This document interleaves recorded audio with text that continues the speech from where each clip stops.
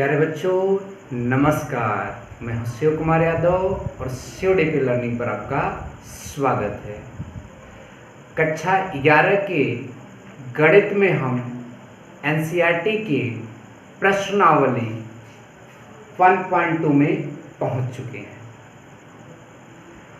आज हम आपको प्रश्नावली 1.2 के शुरुआत के 3 क्वेश्चन लगवाएंगे। उसके बाद नेक्स्ट वीडियो लेक्चर में प्रश्नावली 1.2 में 3 और क्वेश्चन हैं, उन्हें भी हम लगवाएंगे। तो बच्चों इस 3 प्रश्नों में क्या है, आइए इन्हें पढ़ते हैं और इन्हें सॉल्व करते हैं। अब चूंकि अगर आप पिछला वीडियो देखे होंगे तो आपको यह वाली प्रश्नावली सॉल्व करने में तनिक भी प्रॉब्लम नहीं आएगी। अगर आप नहीं देखे हैं तो प्लीज़ वो वीडियो जाकर देख लें ताकि यह प्रश्नावली आपको बहुत अच्छे से समझ में आ जाए। चलिए अब आपको पहले प्रश्न पर ले चलते हैं। हमारे सामने लिखा है, देखिए यहाँ थोड़ा लाइट पड़ रहा है तो मैं पढ़कर सुना दूंगा कि यहाँ क्या लिखा है। निम्नलिखित में कौन से रिक्त समुच्चय के उदाहरण है? तो पहला प्रश्न क्या है हमारे सामने, निम्नलिखित में कौन से रिक्त समुच्चय के उदाहरण हैं? और आपके पास एनसीईआरटी किताब भी होगी तो आप उसमें भी देख सकते हैं। अब हमारे पास में 4 प्रश्न हैं, पहला, दूसरा, तीसरा, चौथा। इन 4 समुच्चयों के उदाहरण में कौन से रिक्त समुच्चय के उदाहरण हैं, ये हमें यहाँ पर बताना है। सबसे पहला, 2 से भाज्य विषम प्राकृतिक संख्याओं का समुच्चय। हमने पढ़ा है और शायद आपने भी पढ़ा है कि 2 से जितनी संख्याएं भाज्य होती हैं, 2 से जितनी संख्याएं कटती हैं, वो सब सम होती हैं। तो विषम तो कभी आएगा नहीं, ठीक?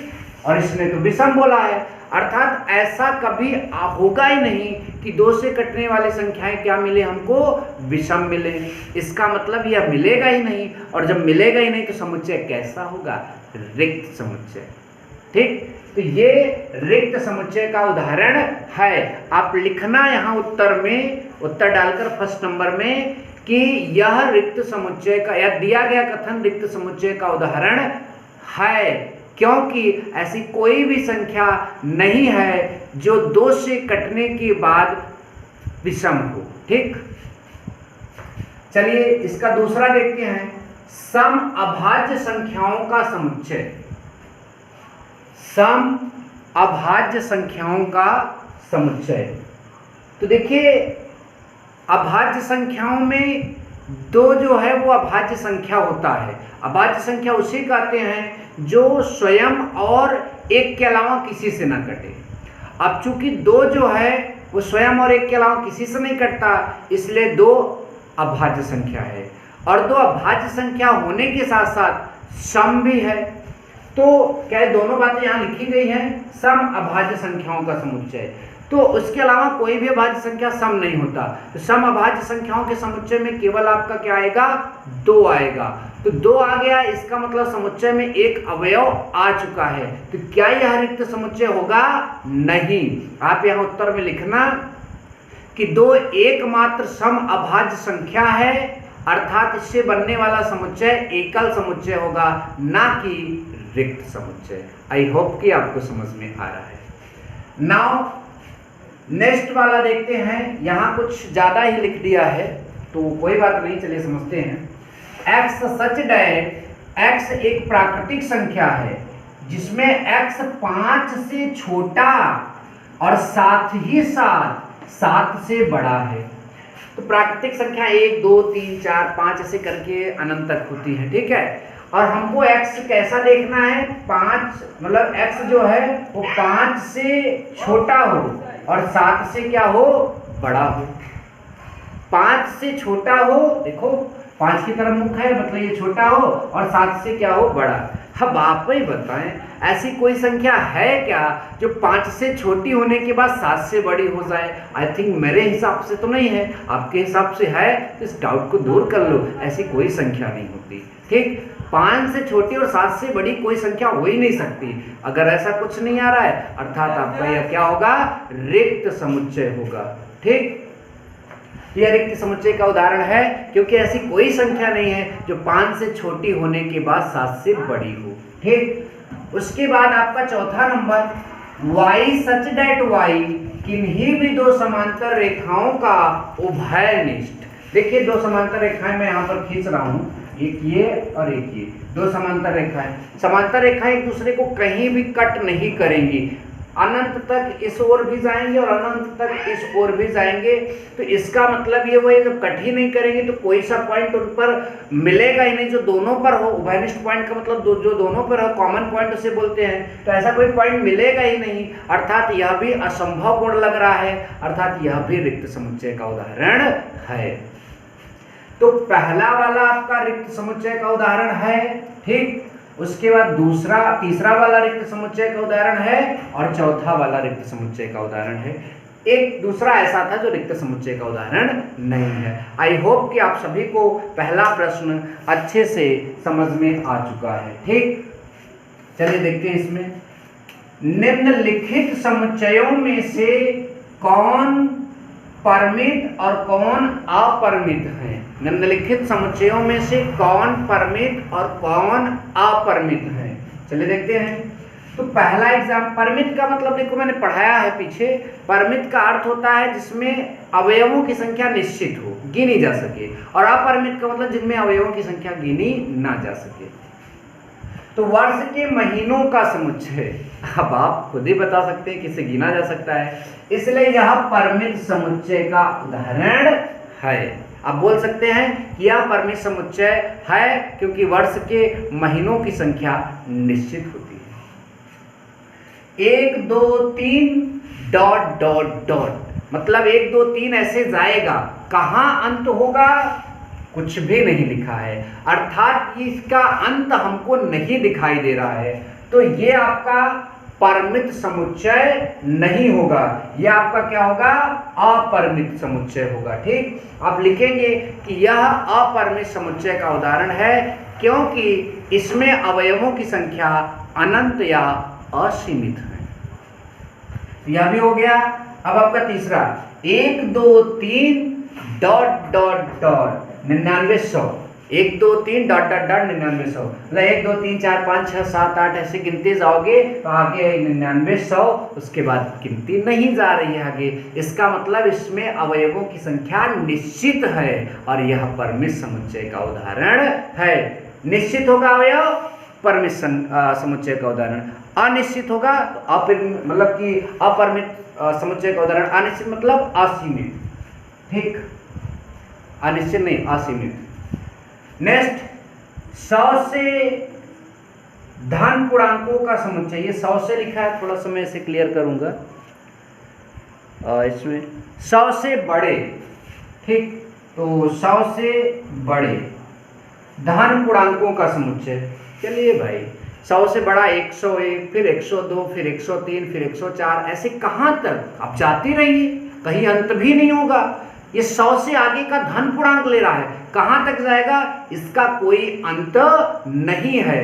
तो आप यहाँ भी बोल सकते हैं कि यह अपरिमित संख्या का समुच्चय का उदाहरण है क्योंकि 100 से अधिक धन पूर्णांकों की संख्या असीमित अर्थात अनंत होती है।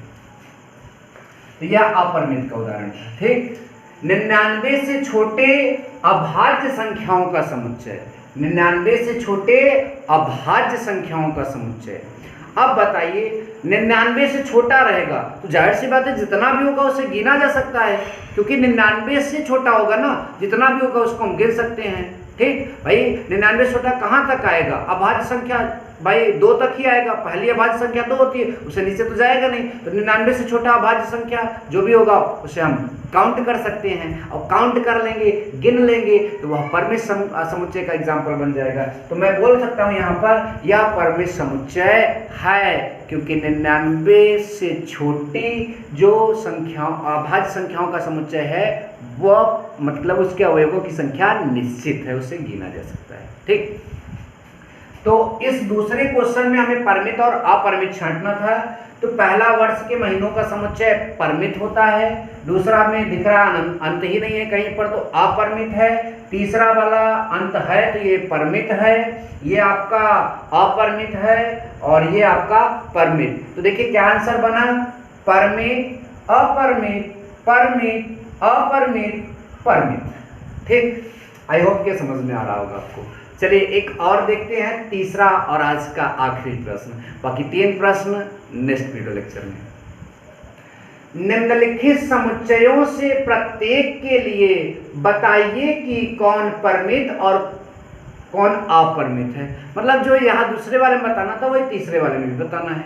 चलिए चेक करते हैं।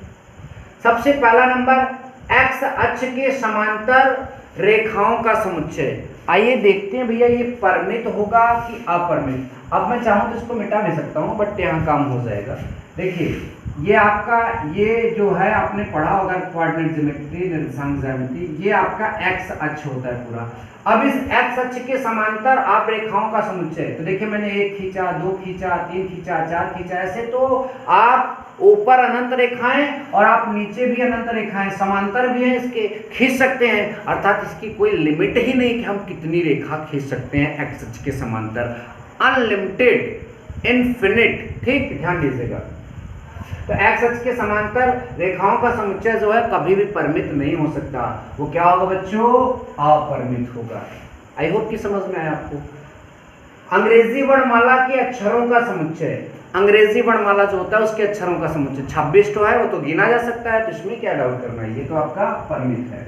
नाउ उन संख्याओं का समुच्चय जो 5 के गुणज हैं, ये 5 के गुणज बहुत मिलेंगे, 5 मिलेगा मतलब 5 की पहाड़ा में है जो 5 से कट जाए। ठीक है, 5, 10, 15, 20, 25, 30, 35, 40, 45, 50, 55 ऐसे करके आता ही जाएगा, वो तो कटेगा, मतलब अंत होगा ही नहीं, अर्थात यह भी आपका अपरमित समुच्चय का उदाहरण है।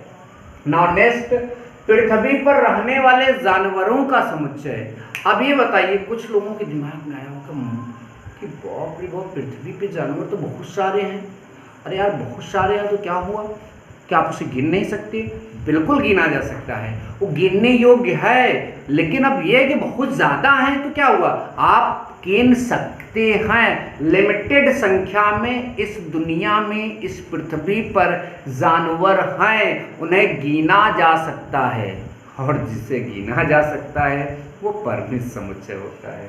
ठीक, तो ये आपका परमित समुच्चय है। नाउ मूल बिंदु 0,0 से होकर जाने वाले वृत्तों का समुच्चय। इंटरेस्टिंग है। अब मूल बिंदु देखो, ये आपका कोऑर्डिनेट बना दिया गया, ठीक है, तो ये मूल बिंदु है।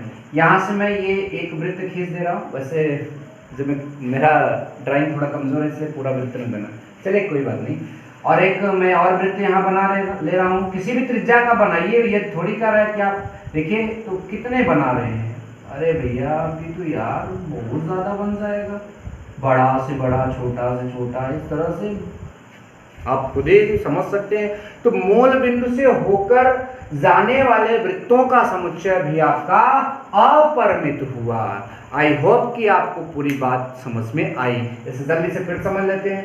एक्स अक्ष के समांतर रेखाओं का समुच्चय अपरमित, अंग्रेजी वर्णमाला के अक्षरों का समुच्चय परमित, उन संख्याओं का समुच्चय जो 5 की गुणज हैं अपरमित, पृथ्वी पर रहने वाले जानवरों का समुच्चय परमित, और मूल बिंदु से होकर जाने वाले वृत्तों का समुच्चय अपरमित। क्या पैटर्न बन रहा है, अल्टरनेट वाला, ठीक है, पर अपरमित परमित, अपरमित परमित अपरमित, ऐसे यहाँ भी बना था। ठीक, क्या बना था, परमित अपरमित परमित अपरमित परमित। कितना अच्छा लग रहा है, अपरमित परमित पर अपरमित परमित अपरमित। ठीक है, आई होप कि आपको मज़ा भी आया होगा आज की क्लास में।